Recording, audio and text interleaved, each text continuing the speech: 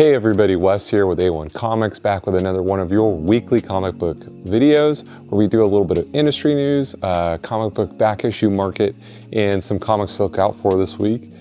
So we have you covered from all different angles of this hobby that we all love. So yeah, hopefully if this is your first time giving us a shot, hopefully you guys enjoy this video. And if you're a return viewer, thank you so much for coming back. Please let us know how we're doing, what you think of these videos in the comments below.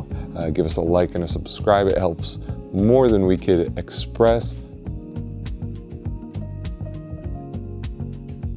Unless you're living under a rock, you've probably heard by now that Adam Warlock has officially been cast. James Gunn confirmed it. There was a little bit of a leak, and then James Gunn confirmed it on Twitter, which isn't something he normally does. So that's a pretty good sign that, yeah, it's confirmed 100% William Poulter. So an actor who, in my opinion, looks like he fits the role physically and has a great resume as far as stuff he's been in. So really exciting news. Obviously that's affected interest in Adam Warlock, who already had a lot of interest. Also in cinematic comic book news, we saw the DC fandom event was held, which I mentioned in our previous video, and that had more trailers from the DC cinematic universe and some really exciting stuff. We got to see more of the Batman movie with Robert Pattinson, and we got to see more of the Riddler, some more stuff teased. It's been received very well by fans. That trailer had some footage from the previous trailer that was dropped initially, but it also had some great new footage to spark interest and get people speculating on what we're going to see in that movie. Yeah, so that's one to keep an eye out for sure.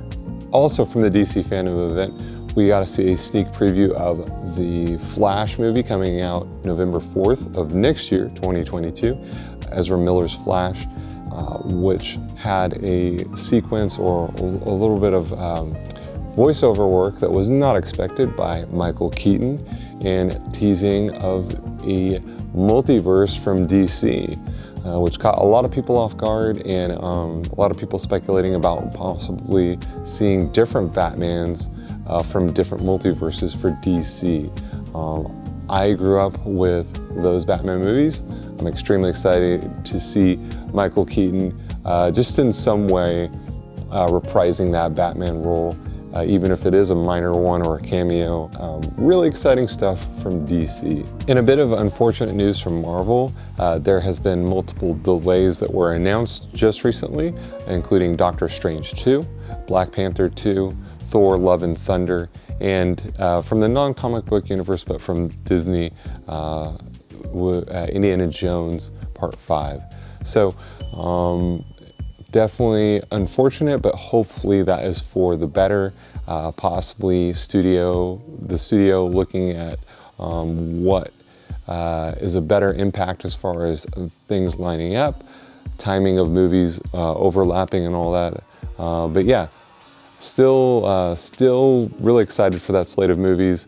Interested to see what happens with Harrison Ford as playing Indiana Jones. I know it's not, it's kind of outside of the comic book universe a little bit, but as an Indiana Jones fan, I definitely cautiously optimistic.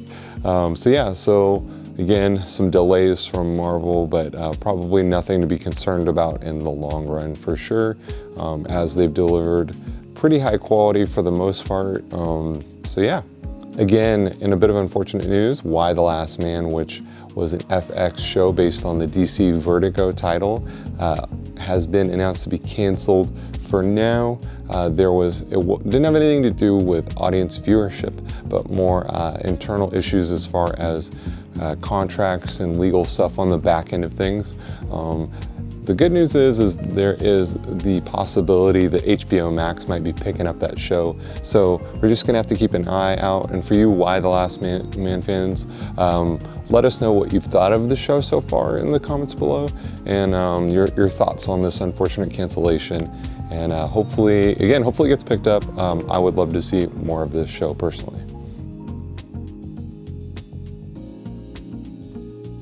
We've had some new books that are kind of getting a little bit of renewed interest, as well as some books that we've seen previously that have been in the spotlight for a moment.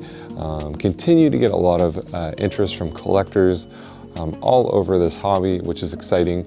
We've had some conventions recently that has definitely affected the back issue market.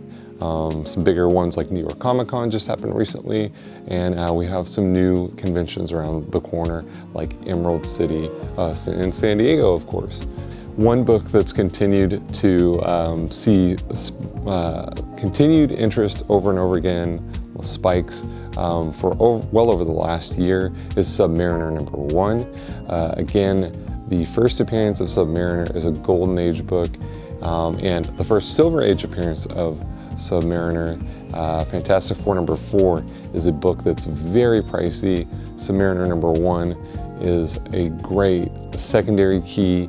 And it's a #1 from Marvel. It's still a Silver Age book.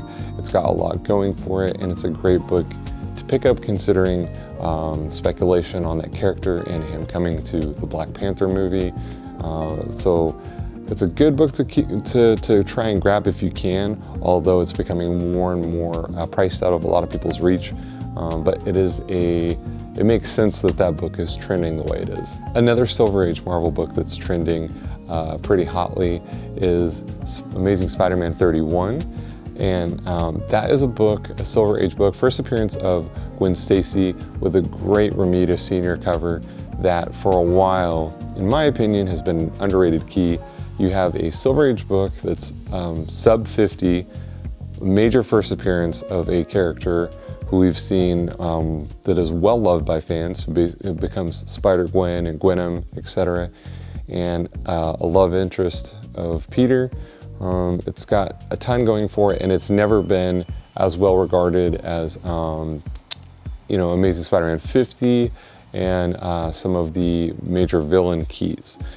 So I think you're starting to see a bit of a market correction and interest that makes sense for that book, which is great to see. I still think if you can get that book now, I don't think there's any downside to that book. I think that Gwen Stacy in some form is here to stay for a long time. Not to sound like a broken record again, I know that I've thrown that out there a couple times, but again, with the comic book back issue market, we tend to see things that keep popping up, trends and whatnot. And one of those trends, but this makes a lot of sense right now because of the news I just mentioned in the industry news. Warlock keys again are heating up. For a long time I've been advocating for grabbing those. I think that time you still have a little bit of room to get in on Adam Warlock keys, but it's that window is closing as far as if you want to be able to get them at an affordable manner, because once the casting news has been announced, and the next thing is a trailer. And once the trailer drops, then it's probably going to be really hard to get a good deal on any of those. The nice thing about Adam Warlock is there's multiple keys, Fantastic Four 66, Fantastic Four 67, and Thor 165, as well as some of his self-titled books. Do a little bit of Googling, a little bit of research, and pick a book that you like. If you like that character, again, buy what you like, and see if there's something that you can get, and you can get a good deal on one of those keys I just mentioned, or another Adam Warlock book. He's a great character, a lot of fun covers, and a lot of fun storylines revolving him. And lastly, a book that has popped up again a few times, but Savage She-Hulk #1, first appearance of She-Hulk.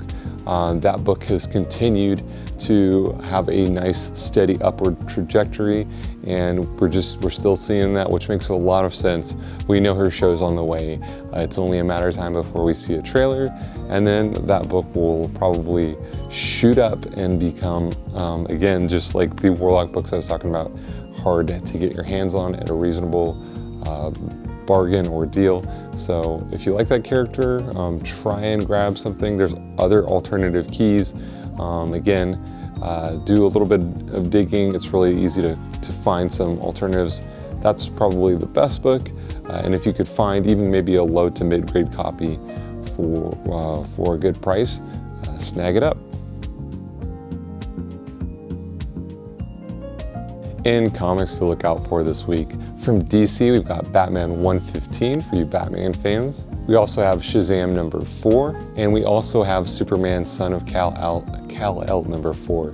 So some great titles. There's a lot of other titles out there to look out for, but these are some ones wanted to highlight for you DC folks. From Marvel, we've got Phoenix Song Echo number 1 of a 5-part miniseries. We've got Star Wars The High Republic number 10. And we also have Thor 18 from the Donny Cates run. From the indie world, from Image, we've got Gunslinger Spawn number 1, which is a very high demand title right now. We've got a lot of requests for that here at the shop.